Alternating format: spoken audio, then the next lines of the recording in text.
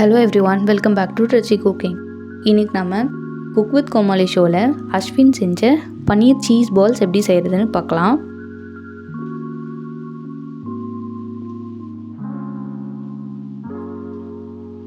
அதுக்கு ஒரு பாத்திரத்தில் 1 கப் துருவி வச்ச பன்னீர், குட்டி குட்டியாக நறுக்கின வெங்காயம், ஒரு பச்சை மிளகாய், இது ஃப்ளேவருக்காக சீடு இல்லாமல், நெக்ஸ்ட் பொடியாக நறுக்கின கொத்தமல்லி, 1 ஸ்பூன் சில்லி பவுடர், சால்ட் தேவையான அளவு, 1 ஸ்பூன் அரிசி மாவு, 2 ஸ்பூன் கடலை மாவு ஆட் பண்ணி இதை நல்லா மிக்ஸ் பண்ணிடலாம்.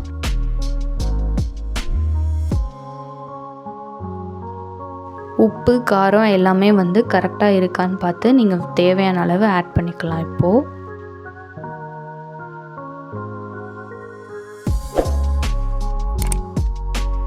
நெக்ஸ்ட்டு நம்ம இதை பால்ஸ் பண்ணுற அளவுக்கு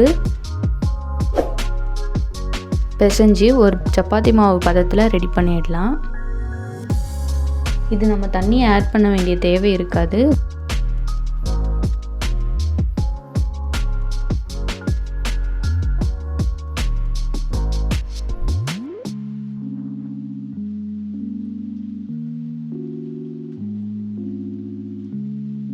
அவ்வளோதான், ரெடி ஆயிடுச்சு. இப்போ நம்ம சீஸ் பால்ஸ் பண்ணிடலாம். ஃபர்ஸ்ட் கொஞ்சமாக எடுத்து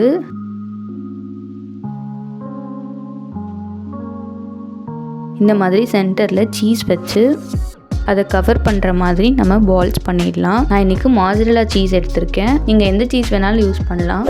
பட் மாசரல்லா சீஸ் யூஸ் பண்ணும்போது நமக்கு அந்த சீஸி ஃபீல் வரும்.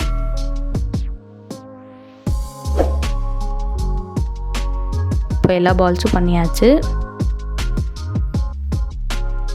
நெக்ஸ்ட் ஒரு பவுலில் 1 ஸ்பூன் கார்ன்ஃப்ளவர், 2 ஸ்பூன் மைதா மாவு ஆட் பண்ணிவிட்டு தேவையான அளவு உப்பு சேர்த்துட்டு கொஞ்சமாக தண்ணி ஊற்றி இதை நல்லா மிக்ஸ் பண்ணிடலாம். மாவு கட்டி கட்டியாக வராமல் ரொம்ப தண்ணியாக இல்லாமல் கரெக்டான கன்சிஸ்டன்சியில் இதை மிக்ஸ் பண்ணி ரெடி பண்ணிடலாம். நெக்ஸ்ட் நம்ம பண்ண பால்ஸை எடுத்து நம்ம ப்ரிப்பேர் பண்ணியிருக்க இந்த பேட்டரில் டிப் பண்ணி இந்த மாதிரி எல்லா சைடும்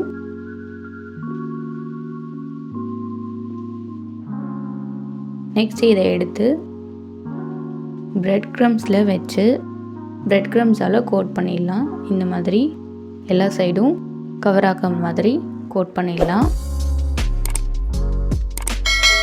இது கிறிஸ்பிக்காக.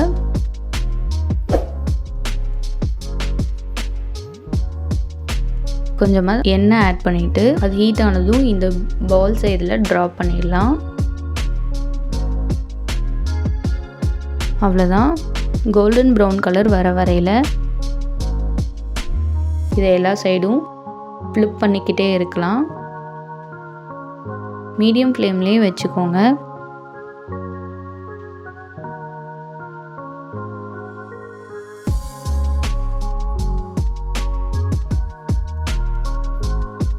அவ்வளோதான், கோல்டன் கலர் வந்துடுச்சு.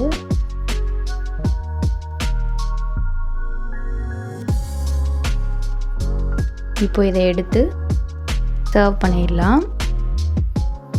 இந்த வீடியோ உங்களுக்கு பிடிச்சிருந்தா லைக் பண்ணுங்கள், கமெண்ட் பண்ணுங்கள், ட்ரிச்சி குக்கிங்க்கு சப்ஸ்கிரைப் பண்ணுங்கள், மறக்காமல் பெல் ஐக்கானையும் கிளிக் பண்ணிவிடுங்க.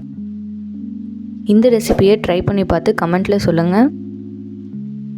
நெக்ஸ்ட் ஒரு சூப்பரான ரெசிபியோட உங்களை மீட் பண்ணுறேன். Until then, it's bye from me. See you guys in a next video.